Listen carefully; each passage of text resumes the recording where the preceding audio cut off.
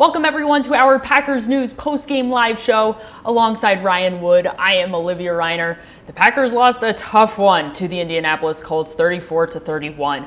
We'll take a look at what went wrong for the Packers in today's game in just a moment. Before we get into that, as always, you can be a part of our conversation. If you're over on Facebook, Periscope, or YouTube, leave us a question, leave us some thoughts that you're having. Ryan and I will get to some of those toward the end of our conversation today. Packers wide receiver Marquez Valdes-Scantling went from hero to zero just like that. He had a 47-yard reception that set the Packers up for the game-tying field goal. He is what allowed the Packers to force an overtime in the first place. Then, finally, in overtime, Valdes-Scantling fumbled the ball. Why can't the Packers get the consistency they're looking for out of Marquez Valdes-Scantling? Right there. It's the hands. You know, he had no drops from that third down in San Francisco through the end of this game. He was catching everything thrown to him. And when he does that, he's so big, he's so fast. You see the type of presence he can have on the field, the way that he gets behind defensive backs, whether it's the 51-yard defensive pass interference that changed the game in that first half, set up that touchdown before halftime. On 3rd and 10 from the 6-yard line, he just runs past 3 defensive backs, and Aaron Rodgers tosses a prayer, and Marquez Valdes-Scantling answers it. When the hands are good with him, he is that second threat that the Packers need. He's got that speed and that size. When they're not, and he caught the ball in overtime, but the hands betrayed him. He couldn't hold on to it. When his hands go away, that's what you get. So the inconsistency really stems there. If he ever just got that consistency with his hands, he's got everything else you want in a receiver. We've seen it for 3 weeks now. It's going to be really interesting to see how they go with him going forward, because the Packers, after this one, they were very steadfast in their support for Marquez Valdes-Scantling, knowing that, in Matt LaFleur's words, he's hurting right now, and certainly he is. That was a big fumble. But knowing that when he's good, when he's right, he does so many positive things for this team. He's such an impact difference maker for this offense when he's going right. They want him to continue going right despite the fumble. Marquez Valdes-Scantling wasn't the only Packer with a turnover. The team as a whole had 4 turnovers, 3 fumbles, and an interception. The Colts, however, were only able to score 6 points total off of those turnovers. The Colts themselves had 2 turnovers, and the Packers managed to score 14 total points. Why couldn't the turnovers be the difference maker for the Packers tonight? Yeah, well, first of all, Olivia, Marquez Valdes-Scantling tweeted after this game that he's getting death threats after the fumble, which is pure idiocy on any level.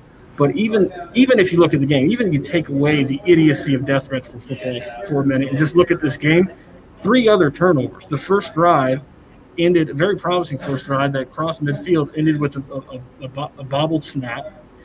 You had a really good play from Rocky Sin, the Colts defensive back, on the interception for Aaron Rodgers. And Darius Shepard, with the fumbled kick return, gave the 28-28 game, gave the Colts their first lead with that field goal that made it 31-28.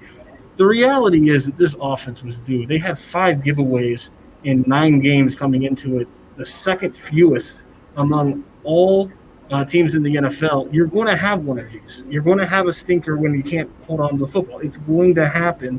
You throw it away and you move on. That's what you do. So you're right. It was far from Marquez Valdes-Scantling alone who struggled taking care of the football today. It was a team-wide problem and something that you can count on some extra ball security drills in practice this week.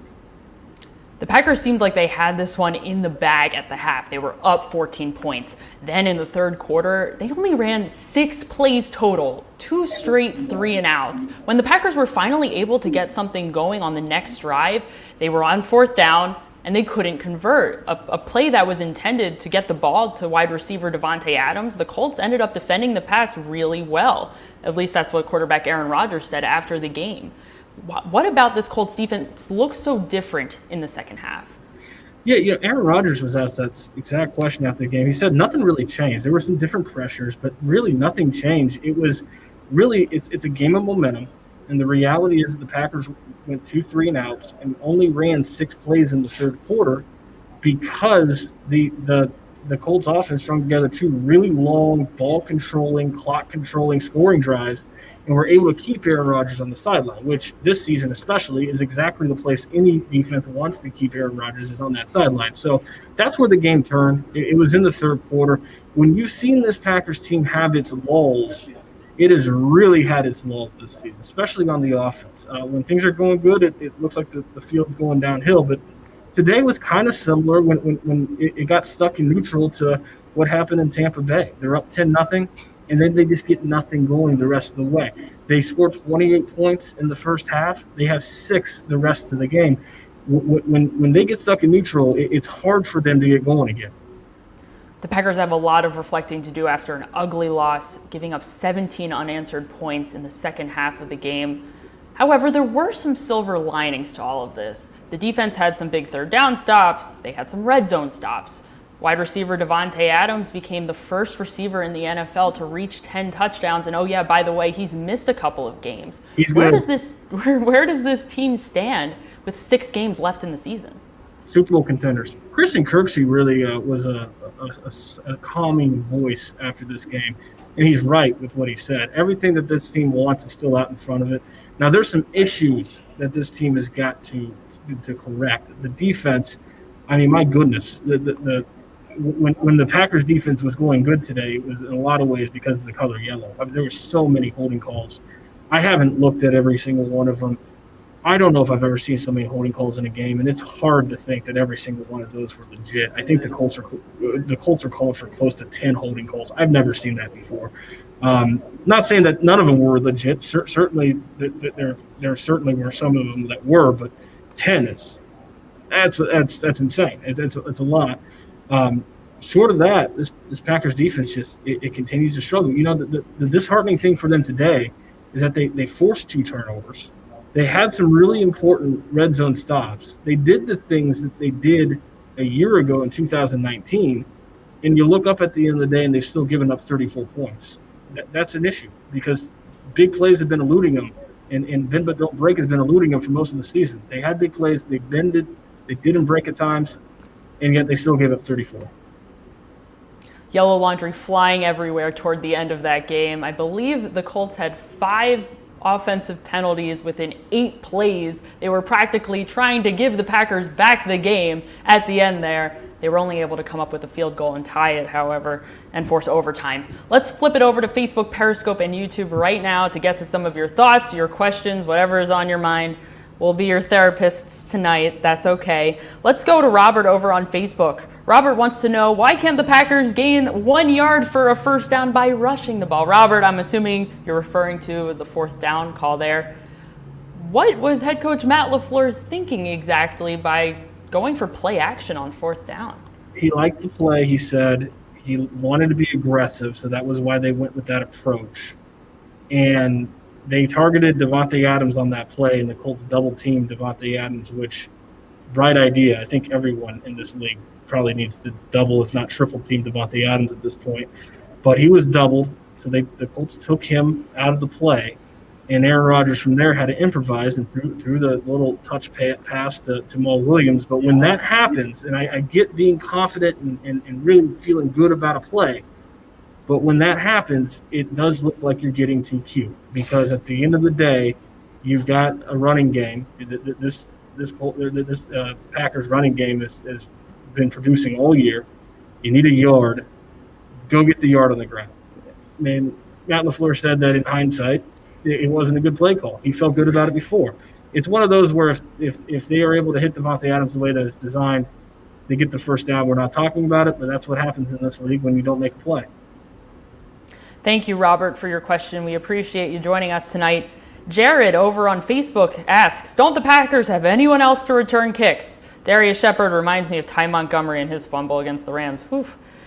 Darius Shepard has struggled returning in the past. That was exactly what happened last year, too. He fumbled a kickoff or a punt return, and it did not end well for him. He was cut the very next day. Where does Shepard stand after his fumble today? Yeah, well, Tyler Irvin is the return specialist, and he was unavailable today. He was inactive. So there you go. Yes, they do have someone else to return kicks. The guy that they want returning kicks was not available today, and that hurt him. That certainly hurt him with the fumble.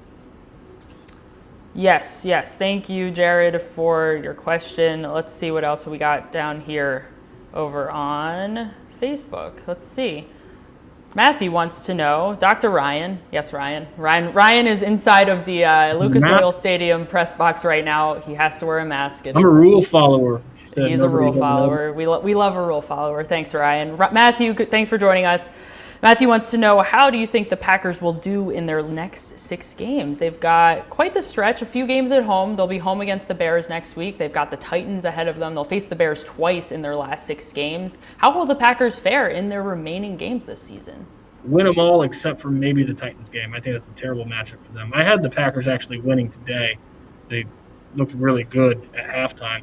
I think they'll win the rest of the games except for maybe that Titans game, finish no worse than 12-4. That's my guess.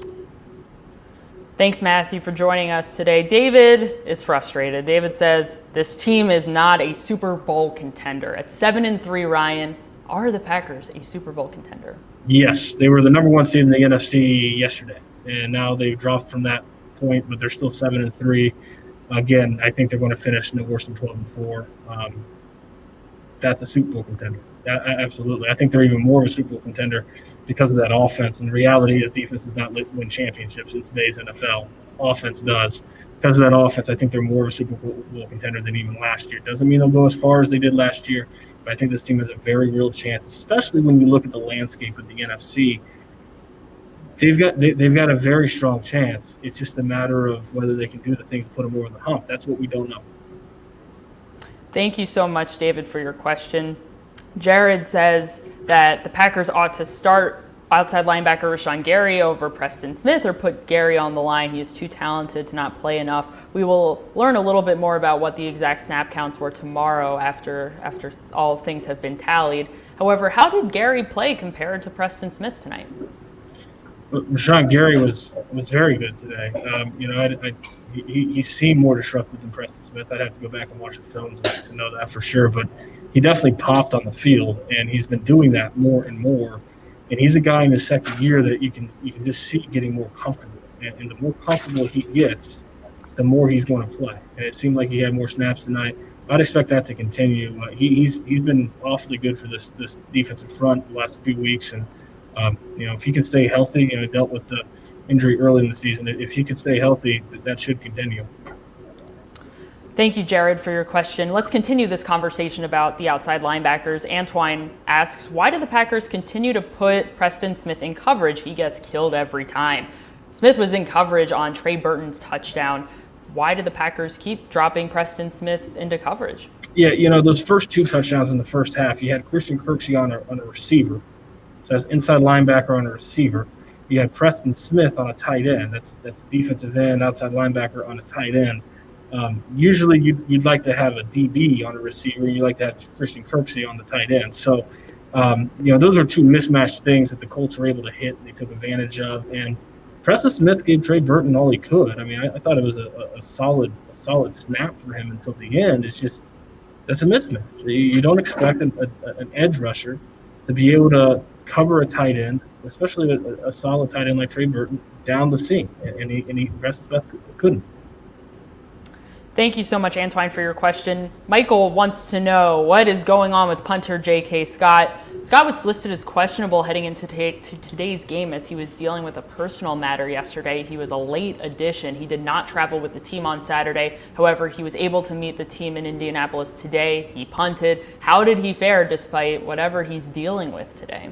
Yeah, not only did J.K. Scott punt, but he was also able to hold, and that came in very, very handy at the end of the game there when Mason Crosby had his regular holder for some very big kicks late. I guess one big kick late, but J.K. Scott, we don't know what the personal matter was that put him in question to be available today. Matt LaFleur said that he learned on Saturday that J.K. Scott would be able to be available, and he said he was thankful that he was. So, that's certainly the Packers having their holder and punter out there was big for them. Thank you, Michael, for joining us and for your question. Let's throw it over to Bryson over on Facebook. Good to see you, Bryson. Bryson said, Aaron Rodgers has never been a quarterback sneak guy. Why is that? Earlier this week, Rodgers was giving left tackle David Bakhtiari a really hard time, claiming that Bakhtiari is spreading a nasty rumor around Lambeau that Rodgers is not good at quarterback sneaks. That is why head coach Matt LaFleur is not calling them. We don't know necessarily if that is true. My guess is Rodgers is giving Bakhtiari a hard time. However, why don't we see Rodgers trying to sneak the ball himself more often? It's a great question. You know, I was looking before that fourth down, that 4th and 1 play late, and the way that the defensive line was shaded, it just looked like the quarterback sneak was there. And obviously the call wasn't on that. It was to Devontae Adams. But some of those 3rd and 4th and shorts tonight just seemed like they were calling for that QB sneak. And I don't know, maybe David Bakhtiari needs to lighten up on his quarterback and start saying that maybe it's a good idea for Aaron Rodgers to sneak. But in all seriousness, I don't know. He's never been known for the quarterback sneak, but at this point, just the element of surprise, you wonder if it's going to happen at some point. Thank you, Bryson, for your question. We appreciate it. Let's throw it over to YouTube. Tyler over on YouTube. Good to see you, Tyler.